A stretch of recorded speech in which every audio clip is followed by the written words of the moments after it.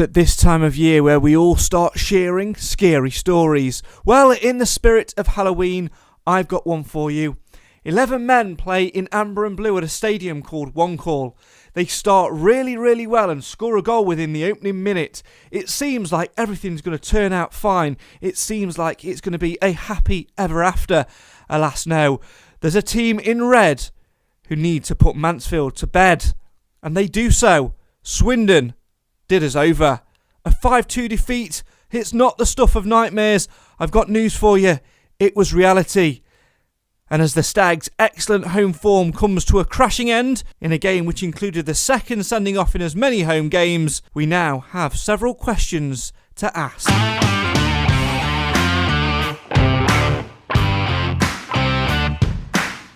When things go against you, we need to deal with it better. It reminded me, and I hope this isn't a bad omen, it reminded me a bit of the Harrogate game last season. I think that started a really bad run. We're better than that now, but it just reminded me of that sort of feeling, the frustration that from the crowd as well with the decisions we were getting from the officials. I think the second goal, we've seen a frame of that, and the ball certainly looks out of play. It's gone out for a goal kick. Those little things certainly went against us on Saturday, but we didn't help ourselves. Are those excuses from Nigel Clough, or are they reasoned thoughts? Are they well thought out reflections on the game? Doesn't matter which one you choose to believe. It doesn't matter which story you choose to read into. What does matter is putting it right, and the Stags have to do that as they go up to Barrow again on Saturday. Well, good evening and welcome to the Mansfield Matters podcast, the show for the fans, by the fans. I've got no idea why on earth our intro decided to cut off halfway through. That was a lovely little error. Well, there you go. We did say that this episode was called the House of Horrors, and now we know why, because things are already going wrong, which fills me with delightful hope for the rest of the show, because for tonight we've not got the usual Mansfield Matters panel. Good evening. Hello, I'm Craig Priest. Joining me, as always, will be at least one member of the Mansfield Matters panel, which you're familiar with. His name is Alan Wilson. Let's cross over to him and say hello and good evening. Good evening, Craig. Good evening, everybody. Well, we're hoping, Alan, that all does go well tonight and things don't continue in that House of Horrors vein. If you listen to the audio version of this, by the way, you'll have no idea what I'll be talking about because I'll have edited in the actual proper intro. But if you're listening to obviously watching the live feed of this, you'll be thinking, oh dear, it's going wrong already. Well, we're about to find out if it is going to continue, because we've got an internet connection between here and Sutton and Ashfield, which is working fine. Let's stay in the UK and let's jump down to a city which I'm all too familiar with lately, which is slightly annoying. Let's go to Leicester and say hello for the second time this season to Adam Crump. Adam, good evening. Come in. How are you? Good evening, Craig. Good evening, everyone. Hope everyone's well. There we go. So that's working. We're all good. We're all good on that front. But can we go transatlantic? Can we cross the ocean? Can we go to somewhere which is far more tropical, far much more warmer, and about 3 hours earlier? Let's say hello, good evening, and welcome to the first time for his Mansfield Matters debut to Tim Phillips. Tim, how are you? Hello, Craig. I'm very well. Excellent. That's it. We've got the foursome there on the screen. We've got Alan, we've got Adam, we've got Tim as well. So they make up your panel tonight of all things Mansfield Town FC. As always, we need you guys to get involved as well. So anything you want to say in the chat, feel free to get involved in the comments and have your say on your team. Right. Before we jump into all things Swindon and relive what was a horror show, to be fair, let's find out a little bit more about tonight's two guests. So very briefly, Adam, just remind us a little bit about yourself and your association with Mansfield Town for those who missed it last time. I'm a Mansfield boy originally.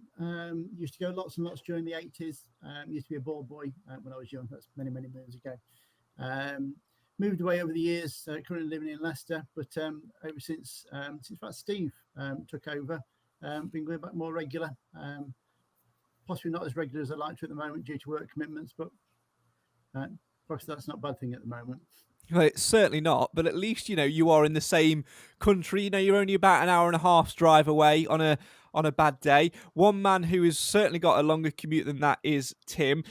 Tim, tell people, we've told people that you're from Brazil, but give people a little bit more background about your background and your sort of history. People will be able to tell from the accent that, you're not a native to Brazil. So I believe you have roots very close to home, don't you? And by close to home, I mean here in Mansfield. That's right, yeah. Born in Farnsfield, a Stag supporter from the word go. Went to see, all of the FA Cup runs in the late 60s, saw the West Ham game and the Leicester game, and went to some away games as well. Went to Leeds a couple of times and Blackpool. And then I was something of a North Stand hooligan.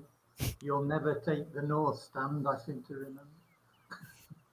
And I came to live in Brazil in the 1980s. So, of course, there was no internet and no very fast communications. And so I've been kind of following belatedly scores and on the news or on a Sunday when I could get the information. And then I've been watching on iFollow for the last 3 years. This is my 3rd year. So now I'm suffering with everybody else as we did on Saturday. Yeah, absolutely. Just tell us a little bit more about your time over in Brazil. You were really sort of passionate before we were talking. You've got a local team out there as well, but you've also done some fantastic things, haven't you? Sort of helping young people, and you've got a very wide extended family, I understand. Yes, that's true. Yeah, I support the local team, Mirassol. Their nickname is the Lions. They play in yellow. We just won promotion 3 weeks ago from the Brazilian third division to the Brazilian second division, which is pretty good going for Mirassol. I'm a primary school teacher, came to work in Brazil as a teacher, married a Brazilian. And then we had a kind of crazy idea to adopt some abandoned kids, street children. And so we did. So now we had foster care papers for 11 kids. We adopted another 11 kids. And they're all grown up and flit the nest. And now I've got something like, 12, 13, 14 grandchildren. But I've lost count. Wow. Certainly is a lot. But also, your affinity to Mansfield Town hasn't died. You said, all about watching on iFollow and things like that. You've got a scarf, you've got other bits and bobs and memorabilia as well. At what point? I've got a Mansfield Matters mug in your hand, I hope. Yeah, unbroken. Bear with. Because I won it on the anagram competition. It's in here somewhere. Yeah, I mean, you can have. I'm not coming to pick it up in the next week or two. Well, there you go. I might not be at this anyway. You can have this one, but it is sort of half full of tea at the moment, so I don't think you'd want that. But there you go. But you were telling me as well before that you've got your daughter over from England at the moment, and she brought you a little something which is very closely associated with Mansfield Matters, didn't she?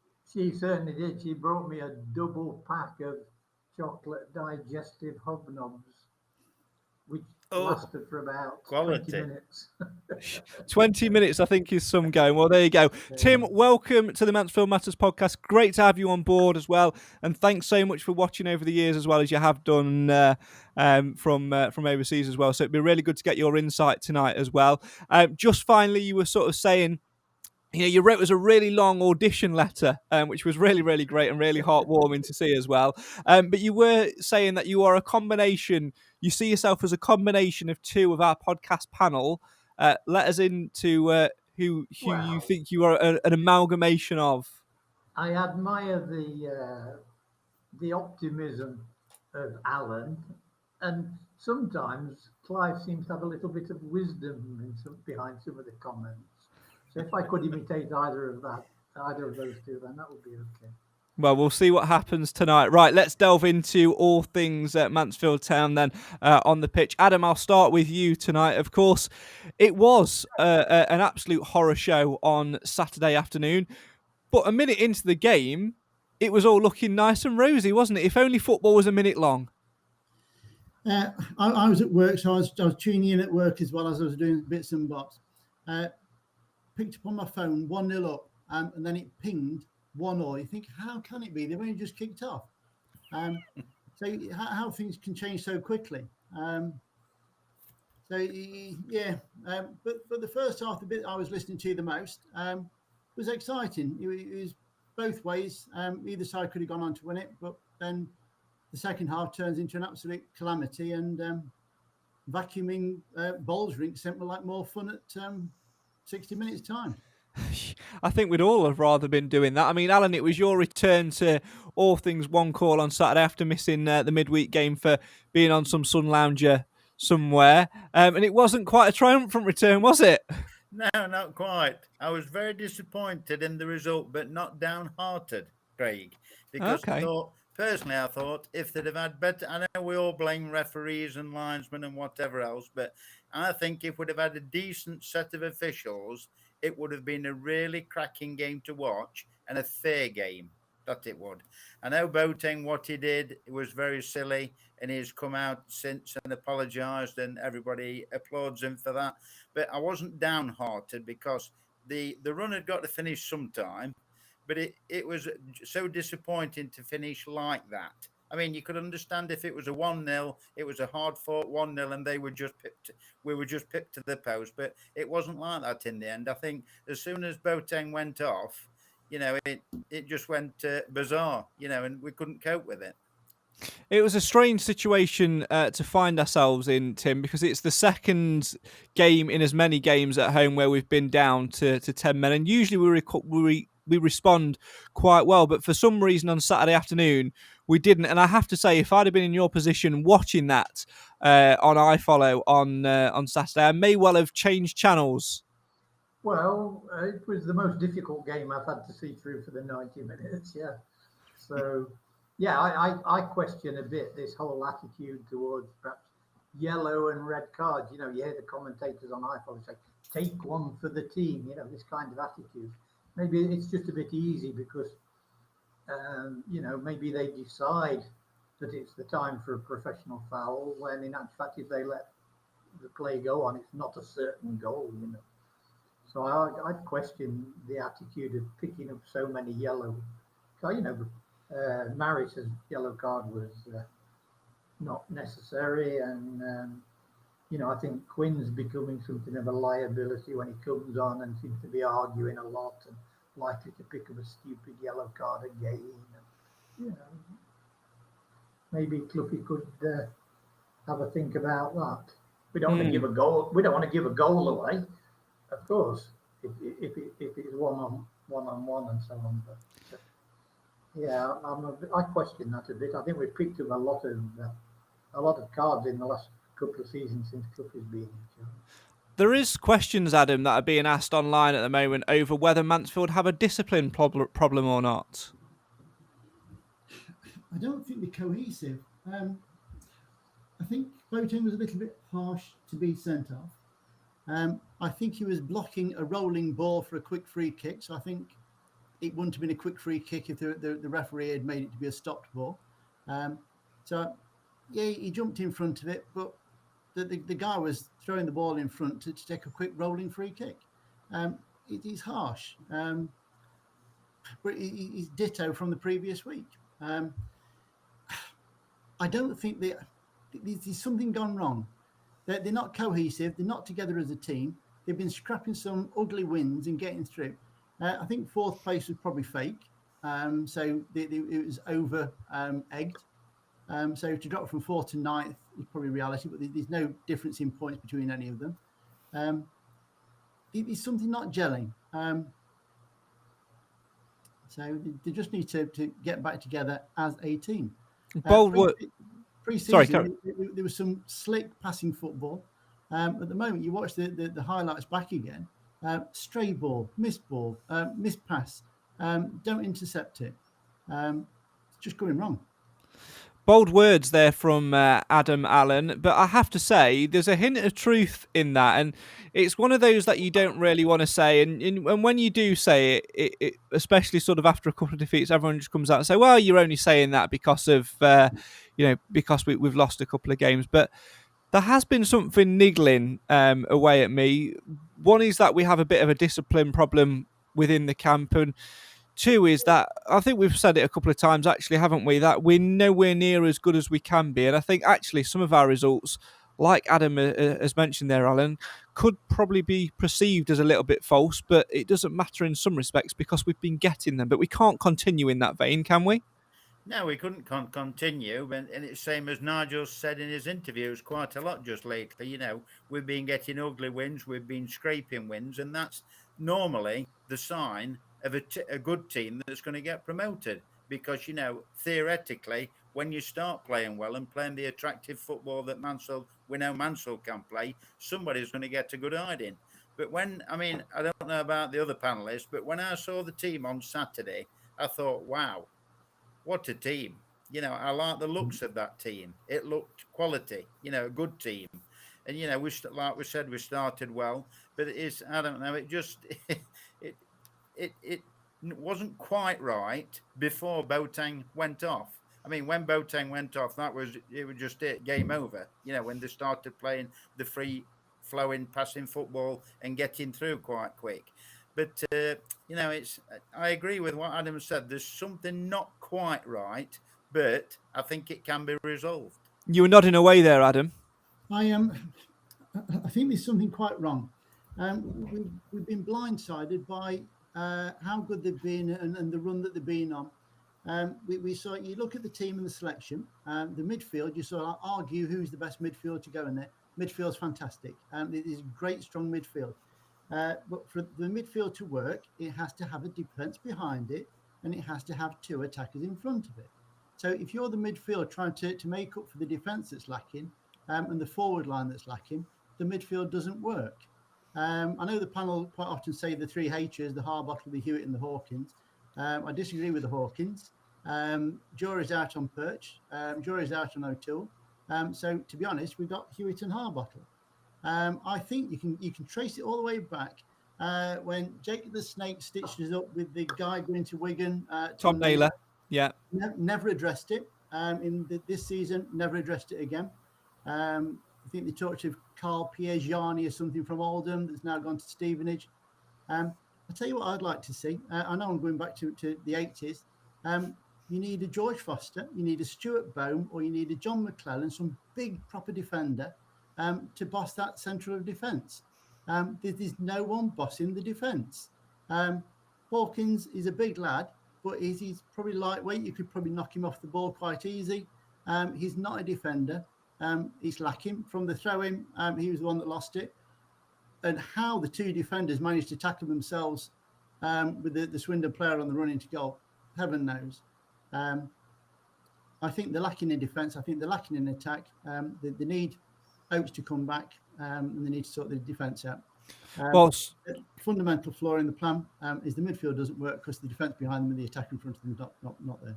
Well, some of the names that Adam was saying there, Tim, went completely over my head being a child of the 90s, but I could see sort of wry smile sort of appearing across your face, so I'll let you pick up on his comments there. No, Stuart Bohm is one of the best. Yeah, I agree. I mean, I think I preferred the game on Saturday not starting with Akins. And I think putting Swan up front was a good opportunity for him. I've never really liked Hawkins in the middle at the back. He's not bad at heading, but he's not very good. In fact, I think Christy Pym's played a pretty good game because very often Hawkins goes back to pick up the ball, to play it out of defence. And Pym doesn't give it to him. And I think sometimes Pym's avoiding problems that we might have. We try to play out at the back quite a lot. And I suspect it's not working as well often enough to make it necessarily a wonderful tactic. We saw, like Tim mentioned there, Alan, Hawkins on Saturday, and he was at fault for one of the goals at least. The first goal in particular, and Nigel Clough said it, that we don't win enough of the ball from our own throws. And you know what? He's absolutely right. I can go back to so many examples. We get the ball sometimes, and there are two things which frustrate me about us when we get a throw in. The first one is that we are not quick enough to take it. we seem to do this thing of, no, you have it, no, you have it, no, you have it, and pass it around 3 times before it's even been thrown back onto the pitch. And the second is that when we do decide on who's going to take it, we are a very, very static side. And Hawkins at 1-0 up at home in that early stage of the game had absolutely no right whatsoever to step into midfield to receive that ball, but he did so because nobody else gave McLaughlin an option. And that, with the talent we've got in our squad, that baffles me a little bit. I've noticed that Lapsley does, though. Lapsley's always coming, close for the tap back like they do to Macca or Quinn, whoever's took it. And then, he doesn't get the ball, so he clears off again. But I thought, as regards the team, before we go on about throw-ins, I thought Ollie Clark was definitely... I was very disappointed that he wasn't in the team. Yeah. Especially having played Tuesday, and especially if they put him at the back. But that aside, I would agree with that, with the throw-ins. I think we could be a bit more, more quicker and getting the ball moving. But like I said, Lapsley, I've noticed he does come for quite a lot short, but he doesn't get the ball. So he drifts back again. And then, you're still static, same as you say, until either Quinn drops it back to Macca or Maritz. It's a frustrating quandary to have, isn't it, Adam? Because you've got the players with the talent there to turn the ball over quickly and to really play good counter-attacking football, but we must waste a good proportion. I'd probably say 4 or 5 minutes of a game to allow the opposite team to get back into position when we have throw-ins on, in good attacking positions. You always see Nigel Clough, when we get the ball on the near side, throwing it to McLaughlin or whoever happens to be playing fullback that day, quickly to try and get it moving. But they are just so static. It's like a game of chess. I think there's a fundamental issue. I think it's anything in the air. Anything in the air, they don't seem to be able to win it. If you had 2 defenders on you, you'd have some attackers that could actually win it in between a defender in front of you and a defender behind you. It doesn't seem to happen. They seem to be better with the ball at the feet to play football the old Brian Clough way. Football's played on the grass rather than in the sky. I'm actually debating as well whether the wing backs is actually a successful tactic, because they get down the wing and then they cross it in, but nobody can actually win it in the air. The defenders are doing what the defenders do by heading it away or clearing it away. So it's the same with throw-ins, with crosses in. It's pointless popping it to the head because they're not capable of winning it. Whether they're too weak or not strong enough to battle. But in the second division, it's big, strong defenders. Newport, big, strong defenders. And I'd probably guess the same against Swindon. Yeah, I don't think you're wrong, to be honest. I think we do sort of like that a little bit. It's an interesting take on the way we play. We've heard many panellists talk about their opinions on it, Tim. I quite like it if it's utilised in the right way. I agree with Alan that actually when I saw the team on Saturday, I was quite excited by it because we had for my opinion, our 2 best wing backs, the 2 best players to play that role. There is nobody else in our squad who is capable of playing that role as well as Kel Gordon and Stephen McLaughlin at wing back. I was quite excited by it, and we saw it work sometimes, but in others it didn't, and we just seemed too easily cut open at the back. I want to get your take on it. What's your take on the wing back style of play which Nigel Clough seems to have implemented this season? Well, I think when we're playing well, it works very well. But I agree with Adam that if you haven't got anybody who's big and strong and going to get on the end of it in their box, well, we see a lot of good crosses going in, and there's nobody on the end of it, and nobody even near it very often. So they do play well, and you do get the crosses in. But if you haven't got the forwards to make the most of that, then it seems like a bit of a waste of a tactic. I've preferred Mansfield all this season so far, even when the few times they've done it, when they've played the ball through the midfield, low and through the centre on the ground, and they look far more dangerous, which is the kind of ball that Oates feeds on.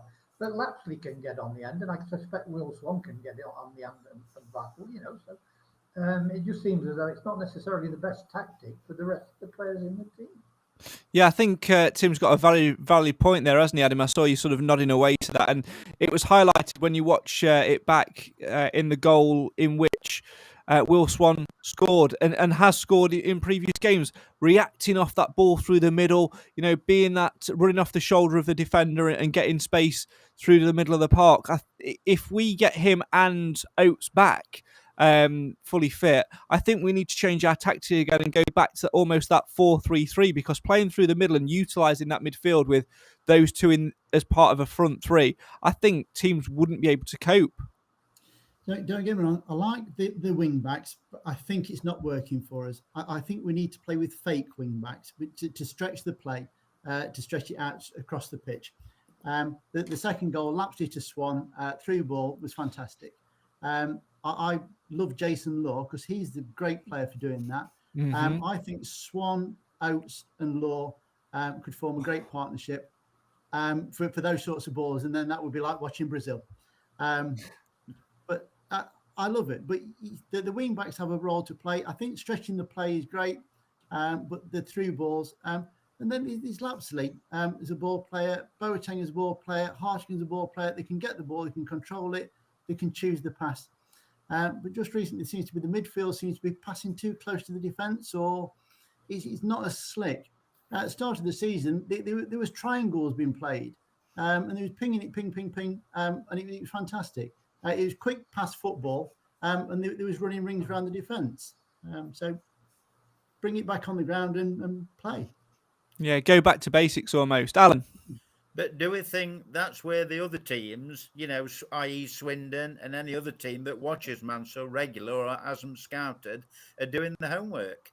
Do we need a plan B or a plan C? If that's not working, do we do, but who do you put at the back if you chuck Hawkins up front, to have the headers for the people crossing in?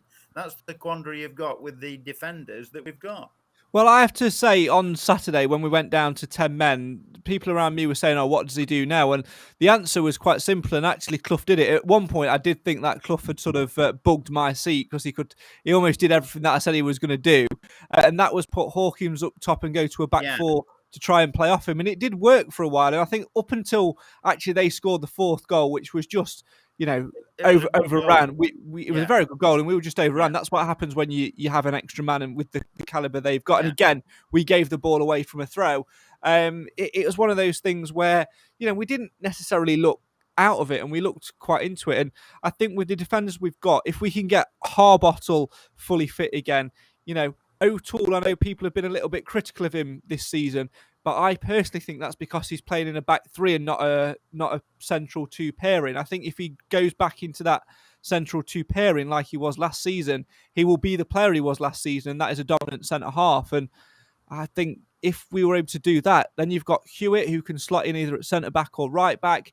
Gordon's there as well. Perch, when he comes back in, again, another example of being better in a 2 rather than a 3. I think then that makes for a good solid foundation. Actually, our problems will be answered. But hey, what do I know? I'm not a football manager. I'm just an idiot who hosts a podcast. Talking of which, let's delve into some of the comments, shall we, and have a look at what people have been saying. Andy says a lack of physicality in the squad. The result equals the ball doesn't stick up front, and we need to commit fouls on stronger opponents. Hence what happened on Saturday, of course. Darren says too slow at the back and wide open behind the wing backs. Quinn needs dropping for Law. Our crossing is awful, and most of the time with Aikens cross for Swan's header.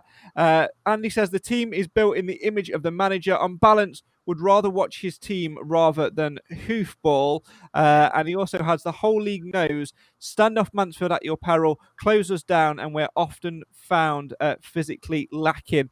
And I think we need to find a middle ground in there, don't we, Alan? Yeah, well, that was made point about, plan B, plan C. We've got to have some different plans. If the main plan of cutting a team open, with us pass progressive fine football, from one to from within a couple of seconds, and if you had the least amount of passes possible, which has served as well. But if that's not happening, there's got to be another way around it. But, it's like we've said, teams are like working us out like they did at Wembley with Port Vale. It didn't take them long. And other teams are doing the same. So I think Nigel will get his head round it. And I think it just needs to be sooner rather than later. But it One will happen. one thing he does need to address, Tim, is the discipline issue. I think, like we mentioned earlier on in the podcast, we've now picked up a number of yellow cards. I was actually baffled the other week when Quinn was suspended for a game. So he'd not really started too many games, and yet he was still on 5 bookings. Perch got sent off, and I think had he not got sent off on Tuesday night, I think he'd have been a shoo-in to start on Saturday.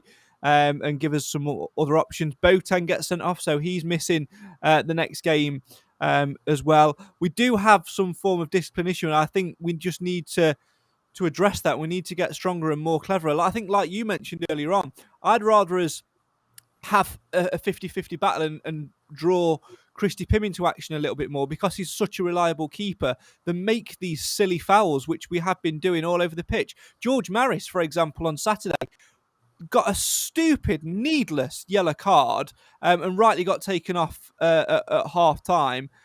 It makes you wonder where this sort of lack of discipline comes from, because I don't think it's it's not a Nigel Clough trait for me.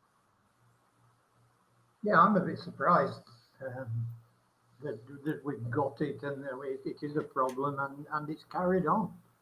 You would have thought that after the double red card or whatever it was last season, what on earth are we doing still, putting our chance of winning the game at risk through stupid or unnecessary or feeble, I suppose, yellow cards. So yeah, it's true. It's not helping us at all. I question the quality of the refereeing sometimes. Sometimes you see a very bad foul where you expect a yellow card and the ref doesn't give it, and then a soft one and he does. So some kind of leveling off of the standard of the refereeing. But we can't go for seasons and seasons and seasons complaining about League Two referees. Yeah, same for all teams in a sense.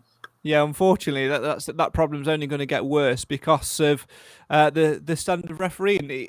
I would love to have this debate, and actually, it's something that I'd quite like to potentially bring up tomorrow night at the Fans Forum. I won't, because it'll probably take a different turn, Alan, and that is their thoughts on refereeing, because officiating seems to be getting worse and worse and worse.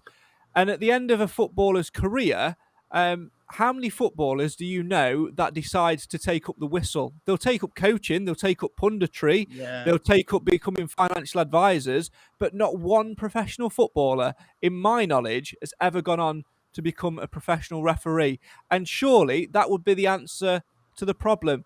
Referees who have actually played the game and can understand it from a player's perspective. They probably think it's too difficult, Craig. To be fair to them, that they'll go into coaching, which they probably think they know more about. But I was just reading the comments, and 2 of them, one from Andy and one from Nick, basically hit the nail on the head. Swindon were a damn good side. We know that. We've seen them before. We've played them before. They are a good side, and they exploited our weaknesses. But also what Andy said about, people pushing up to us instead of letting us come to them and play and being physical. It's proved that with the cards that we're getting. They're not be able to handle it, and that might be one reason why the cards are happening. Yeah, absolutely. Let's tick off the final points on Swindon, Adam, by coming to you on this one. Joe says, I think we need to stop panicking. We've progressed so much in the last 12 months, as seen by us being in the playoffs. Of course, there's still room for improvement, but we can't expect to win every game. And it's funny because I was talking to Nathan about this last Friday when we recorded the previous podcast afterwards. 2 years ago, we were sat doing a managerial change special. We were bottom of the league and we weren't quite sure where we were going to go forwards. And the transformation in those 2 years has been great. We're having a little bit blip at the moment, which we knew we were going to have at some point because it's natural over the course of the season. Some of the panicking has been uncalled for. I think so. There was a young lady who commented on Facebook at the weekend calling Nigel. I'm thinking, well, what would you like? We're playing the best football we've had in years, got the best manager we've had in years. What do you want to do? Sack him in the morning? Have him shot? No, it is what it is. It's like a roller coaster. I don't think we're convincing as a team. I don't think we're convincing to be a top 3 automatic promotion team. I think we're in the lottery along with everyone else that's in the lottery. I think at some stage we need to address being in that lottery and get us act together and bottom us problems and push on. Same thing last year. We had the problems, they resolved them, moved on and didn't do too bad. Absolutely. And one way of doing that, Tim, is by getting players secured for longer term futures more often. We've seen it on a number of occasions this season.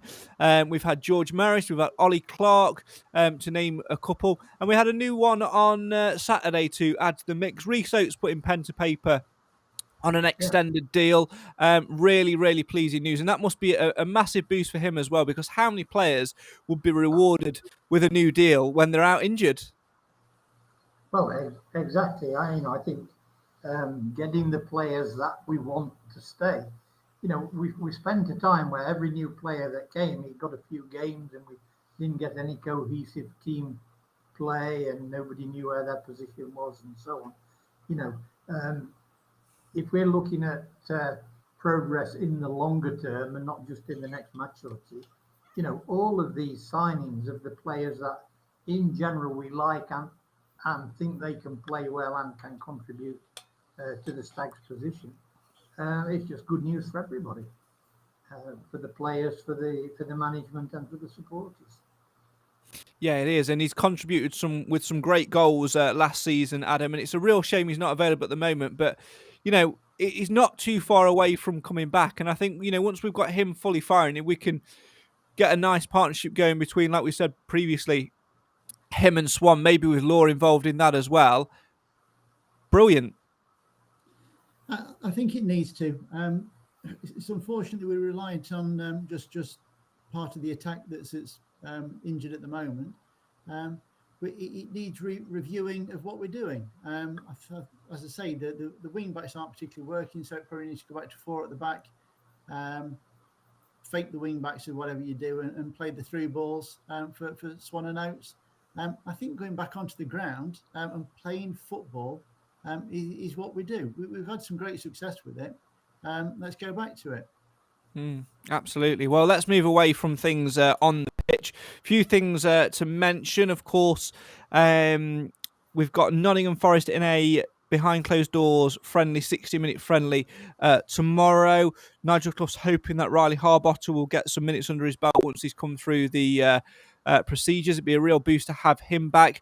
McLaughlin won't play, neither will Hewitt Allen, because they've played a lot of minutes. But it seems, other than the obvious of having Boateng suspended for Saturday, if Harbottle can come through, other than Boateng and Oates, it looks like Clough, for the first time in a long time, will have pretty much the whole of his squad available to him, which is going to give him some headache going up to Barrow, isn't it?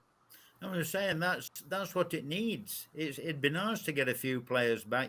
Obviously we can't have Oates yet and various other players. Boateng's, like I said, suspended. But I would like to see Clark, Lapsley and Maris, the first 3 names on the team sheet, because like I've said many times before on the podcast, they are the 3 people that make Mansfield tick. They Absolutely really do, in my opinion. But there's some really good comments tonight. And you can say yes or no for all of them. That's the good thing about everybody's own opinion. It is your opinion. But I think they'll come. I really do believe they'll come good. It's just a bit of a blip. We'll sort it, and it will come good. And who knows? It might even start on Saturday. Yeah, absolutely. We'll come on to Saturday later on. Let's turn our attention to tomorrow night. So, unfortunately for you, Tim, obviously it's one of those events which you won't be able to get to. But the invention of iFollow, I think, has been pretty key for you in this, hasn't it? Because you can watch all the iFollow content. You're looking forward to seeing, albeit probably 48 hours, maybe even longer later. Are you looking forward to seeing what Andy Garner, Ollie Hawkins and James Perch have to say in the fans forum tomorrow night? I'll doubtless watch it, yeah. I was interested to see that it will be basically based on the questions from the fans, and so you're not quite sure what questions are going to come up, but it's always interesting. Well, seeing as you, I'll probably catch you with it 24 hours later, I would imagine. I was going to say, seeing as you are unable to go, myself and Alan are both going. Alan has very kindly offered before the podcast to raise a question on your behalf. Alan doesn't know that, but he does now. That's not the problem. No, it wouldn't be. Fire away, Tim. So what would your question be? If you could put a question to Ollie Hawkins, James Perch, or Andy Garner, what would your question be? And Alan or me will ask it for you. Yeah. Right. Well, let's. What ideas have they got for strengthening the defence? There you go. Nice and simple. I'll leave that one for you, Alan. Yeah. I'll leave that one from with Adam you. as well. Yeah. And Adam, what about yourself? I just worry about the attack. I'd like to know what's happening with Jimmy Knowles, to be honest. I'd like to know where he's disappeared to. It's a bit like Jason Law. You just want them to come through and want them to come good. Come on, give him the chance. Well, the last I heard on Jimmy Knowles, he was still injured, but he was supposed to be back around this time. So who knows? But he only got a 6-month deal as well, didn't he? So I don't know. The clock's running and ticking out for it. So whether he extends it in January or not, I don't know. But I just would like to see it. So give him a little nudge. Well, maybe that will come up tomorrow night. We'll do our best to answer that, ask that for you, and get that asked. Alan, it is a fans forum tomorrow night. Nigel Clough will be doing one, we think, February time with David Sharp, which I'm sure won't be as much as of an Opens fans forum as what tomorrow night will be, in terms of it does seem to be down to questions from the floor. So, what sort of things do you expect people to have? Because there's always a danger in these things, and we've sort of been having a little laugh between ourselves, haven't we, saying we're surprised it's not been cancelled, because when you lose a few games and you go on this little blip of a run, people become blinded by the last 2 or 3 results, and I don't know, I get the feeling that there might be a minority of the crowd tomorrow who may just go down the route of it's not good enough and negativity, but we've got to look wider than that. I worry when we do these types of forums. Yeah, and I think with the players and Andy Garner in attendance there, I think that's probably why it's two of the most experienced lads, and Andy, because I think Andy is very level-headed. Andy he seems to be a nice guy. He seems to be able to handle the situation when he does the interviews, and I'm really looking forward to tomorrow night. I just think it will be, like you said, there might be 1 or 2 awkward questions, but I mean, everybody's entitled to ask them, providing it doesn't get daft. Yeah, absolutely, and I'm sure it will. They've got a few questions up my sleeve which I'd quite like to ask, but I think a lot of mine would be sort of longer form conversations, mainly with my 3 things. If I'm going to pick one for everyone, Hawkins, I think it would be how he's dealt with the change in position, and obviously getting Wembley out of his mind, because that would have, he mentioned it in the summer, it played on his shoulders a little bit. Perch, for me, I want to hear a little bit more about the mental health side of things and recovering from the injury that he had last season and things like that. And then with Garner, I think it's more about hearing about his dynamic with Clough, the working relationship over the years, how it changes, what it's like going into a new club, bringing different people into the club, how the game's changed from when they were first involved in it as well. So it should be a very interesting night indeed. I'm very much looking forward to that. Tim, I'm going to come back to you now. We're going to focus on Barrow away in the FA Cup. Obviously, no doubt you'll be watching that one as well. You were saying earlier on as well that sometimes you actually, even though you are in a completely different country, sometimes you do have a little stag friend over there, don't you? Yes, unbelievable. But in Brazil, I've discovered another Stags fan who lives in São Paulo. Wow.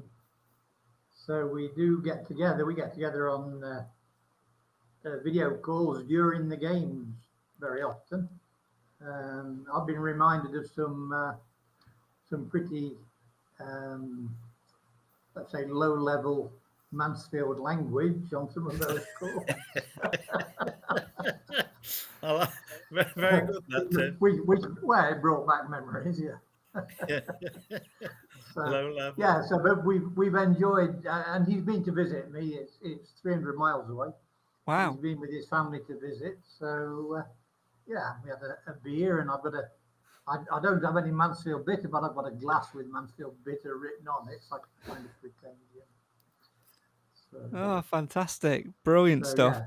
Right, let's go to Barrow. Well, I won't be Yes. there, of course. So, Yes. yeah, I think, Cliff said it's a bit more difficult. But if you look, what Adam was saying about the top positions in the table and everything, it's starting to look like it did last year, where a lot of the top teams have lost that initial impetus. And Cliff said, where Barrow have won the last 2 games. But if you look down the table, there's only a couple of teams that won 4 in the last 6 or something, Walsall and Stockport or somebody. So, every team's having its difficulties and failing to string quite a lot of wins together. Yeah, Barrow won the last 2, but they didn't do so well before that. Whether recent form is always the thing that's most important. If it is, of course, Barrow should be the favourites. And of course, continue, sorry. I was just saying, but I'm always optimistic in the Alan Wilson style, so I've got a feeling that we might sneak a win. Well, we'll find out your prediction in just a second. Adam, we obviously been up to Barrow quite recently. Obviously, a slender win up there. Jordan Bowery on the score sheet once again. Never the easiest place to go, and I think it's not the type of place to go where you are going to play some fluid football. Wouldn't surprise me to see Nigel Clough go a little bit physical. And Alan mentioned earlier on about Maris Clark and Lapsley being the first 3 names on the team sheet. For me, I think he might surprise us a little bit and go a little bit more physical, because I think Barrow isn't the type of place to go with your fluent footballers. I think it's going to be a very ugly encounter. I think we might see starts for the likes of O'Toole, Wallace, just to go a little bit more brawn rather than skill. I think he's got ugly written all over it. I don't think it's a glamorous FA Cup tie from when it came out of the bag. It wasn't a glamorous match when they was up there a couple of weeks ago. I think it's just a grim up north FA Cup fixture, which is going to be a bit more cloggy. As you say, physical. I'm hoping they're going to scrape a 1-0 win in the 36th minute again. But I can't see it being glamorous. I think it's going to be a typical FA Cup battle of a bog. So I wish them the best. I hope it is a bit more glamorous, but can't see it. And I don't want to bring myself to say it could possibly be a draw or a loss, but fingers crossed. Well, we will wait and see. Alan? Yeah, well, I'm at Centre Parks, as you know, to start with, but I will be listening to the match when I get back. And I just think it's going to be very typical FA Cup, like Adam and Tim have said. It's going to be strong, it's going to be physical, it's going to be quite boring probably. But I still hope he plays those main 3 that I asked for. I really do hope he starts with them, with Lapsley, Clark, and Maris. Well, I've go on. No, well, I was just going to say I've just written my team down, and my team includes 2 of those. But I have made some concessions for it being the FA Cup. So if you want to finish your point, and then I'll go through the team that I've written down, and then we'll see. We'll get reactions. Yeah, I just hope there's some reaction from what happened on Saturday, and Mansfield come out all guns blazing. Hopefully. Well, Clive says he's looking forward to the FA Cup round 1 replay at the Wonk. I'm hoping not, because that's extra expense, but I think Clive's really looking forward to that because he's not making the trip up to Barrow on Saturday. Right, I'm going to go through my team. I don't think we should be playing wing backs at all, especially not at Barrow. I don't think it's the place to go and do that. It's going to be a place where we're going to have to go to be a little bit ugly, be a little bit more physical, and almost try and not necessarily smash and grab, but try and play in behind them and use pace and strength up front. So I'm going to go with this team. I've made a couple of concessions with it being the FA Cup. The first one is in goal. I would give Christy Pimmer a rest. Not because he conceded 5 on Saturday. That's got nothing to do with it. It's just the FA Cup, and I think Scott Flinders is equally as good a goalkeeper and deserves some minutes, and I don't think it makes too much of a difference, especially when you've got a game on Tuesday night as well at home. So I'm going to go Flinders in goal. Then I'm going to go with a back four, right to left of Elliot Hewitt, John Joe O'Toole, James Perch, and Stephen McLaughlin. I'm going to go with a diamond in midfield. Kieran Wallace sitting at the bottom of the diamond, so has therefore the potential to drop into a back three and push Hewitt and McLaughlin forward and give them licence to roam. Ollie Clark and George Maris sort of in the middle of that midfield, and then I'm going to go with Jason Law in just behind Will Swan and Jordan Bowery. Tim, your thoughts on that lineup which I've mentioned there? Yeah, interesting. Maybe Barry and Swan up front with Jason Law just behind might be something different for us. Yeah, at the back four, yeah, Perch has looked very slow since he came back. Yeah, I'm not sure he'd be in my first team right now. Last season I had a nickname for John Joe as kind of the cart horse because he looked dreadfully slow. And if the other choice is Ollie Hawkins, who are you going to play in the middle? I mean, I noted on Facebook last week. I mean, I thought that both Hewitt and Harbottle, one aspect of their good defending, which is not in our 6-yard box but everywhere else, has been their heading. Their challenges and their heading ability has been striking for me, and it's made a big difference to our defensive record. But that doesn't stop us from being vulnerable to the through ball on the ground and turning our defenders, and they can't turn and can't get back. So, yeah, I don't know how you solve that one, but I like the front, your attacking idea. Adam, what about you? What do you make of my attempt to be Nigel Clough? I quite liked it because it sounded different. I think that they need to shake it up and wake it up a bit. I always question sort of like Wallace. I always think he's the utility player to come on when you're trying to shore up, to come off the bench. You said that horrible word, Bowery. I just can't buy it. He scores goals at Barrow though. That's where he gets his goals. So that's why he's there, and up front as well. Where everyone's sort of like disses Akins, I would diss Bowery far ahead of Akins any day. Wow. I quite like the Swan. I quite like the Lapsley partnership at the front. I think you need to play Lapsley a little bit more free roving, just to do whatever he likes because he can go wherever he wants and do great things. I think Jason Law to be in the midfield would be the catalyst to provide the ammunition to try and play through and play forward and get that goal. Oh, there you go. Andy in the comments says Hawkins and Swan up front for me. Yeah, absolutely. Who knows what Nigel Clough will pick? Well, it's time for podcast predictions. Tim and Adam, you're going to play along with this as our guest predictors this week, but me and Alan will show you how it's done first as well. Clive in the comments is shouting Gale, Gale, Gale for a start, or is he just watching Coronation Street? Who knows? And getting excited? Who knows? Alan, I'm going to come to you for podcast predictions. You know how it works by now. FA Cup. Give me the outcome, the scoreline, and the time of the first goal, please. Mansfield win 2-1, 25 minutes. Excellent. I think it's going to be a difficult game, but I think we will get a win. I am going to say we will also win 2-1, and I think the first goal will come in the 38th minute. So there you go. So you've seen how it's done. Adam, I'm going to come to you first. Mansfield Town, win, lose or draw, scoreline and goal time, please. I can't bring myself to say lose. I can only predict a draw if it was on the Papa John Trophy and it could go to penalties for the bonus point. So I'm going to stick with a win. Half-hearted convinced. I've been going for 1-0 wins because I can't see where the goals are going to come from. So if they win by 2-0, they've always scored one at some stage. So a 1-0 win and the 36th minute because I always go with the 36th minute. They've got to score in the 36th minute. Is it like your lucky number, or have you literally just gone, right, I'm just going to stick with 36 and it's bound to happen at some point?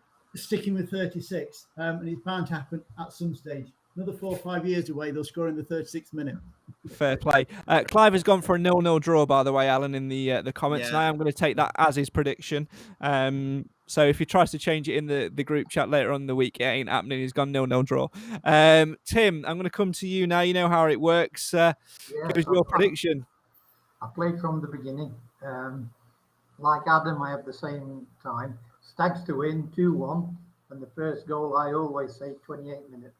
Excellent. Well, there you go. I'm not going to tell either of you where you are in the table yet, but at the end of the month, we will reveal this month's table. The excellent Ben is always keeping up to date on all things score-wise, so we'll keep you on your toes as to who is in the lead and who's doing what later on in the table. Don't forget, if you want to play along with podcast predictions, you can do so. You can use the link in the description, and you must submit your guess no later than 1 hour and 1 minute before kickoff on Saturday afternoon. Guesses in the comments other than Clive's will not count, so please do get involved and play along with podcast predictions this year. Of course, the Stags are on the road as well. We do have a home game on Tuesday night. Bradford, is it, Sir Alan? I think it is, isn't it? It is. Yeah. Bradford on the 8th of November. And then, of course, we are on the road again.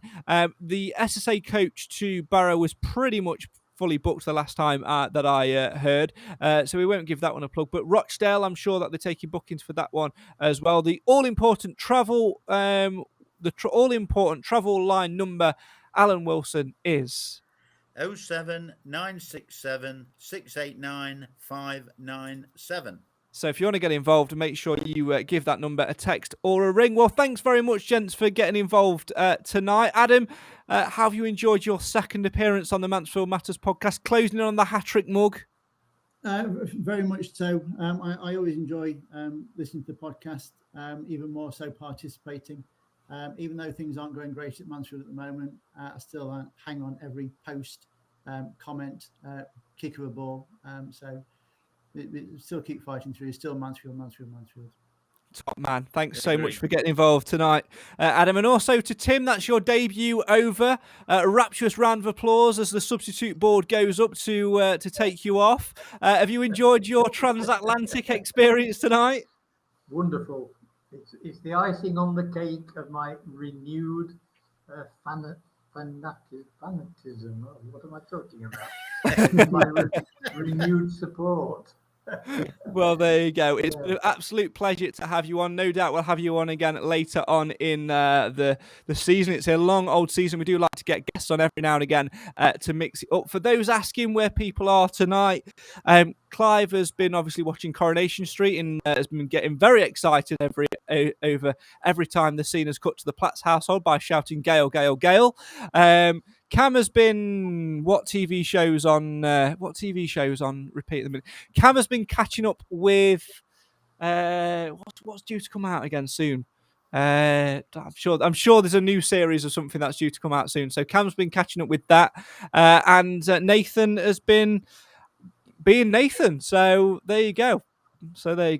They'll be back with us again later in the week. Me and Alan will definitely be back later in the week for you with a pre-recorded special episode as we review all things Fans Forum. If you are going there tomorrow night and you want to come and say hello, please do. Me and Alan will be very, very open to that and have a little chat with you before, during and after or whatever. So do come and say hello. And if you've got any questions that you want to ask at the Fans Forum and you're not going, like we're going to ask questions on behalf of Adam and Tim, feel free to drop us a message on all things social media. Finally, from Tim and Adam, I'm going to come to you first. What are your hopes for the Stags this weekend and for the remainder of the season? Can they get out of this mini blip that they find themselves in?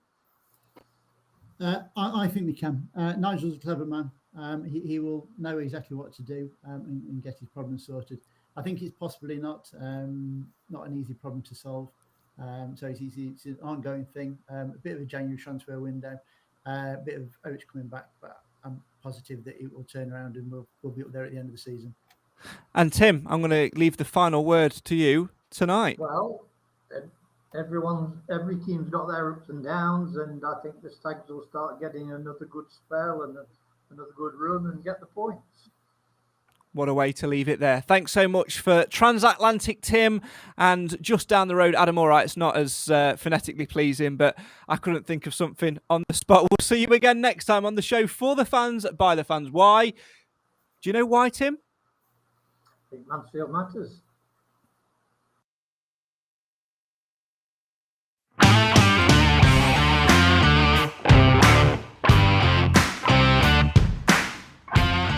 So that's it. The full-time whistle has blown on yet another Mansfield Matters podcast. Thanks as ever for watching the live feed and listening to the audio version of this. Your support as ever is appreciated. Don't forget, if you want to get involved in podcast predictions for tomorrow night's game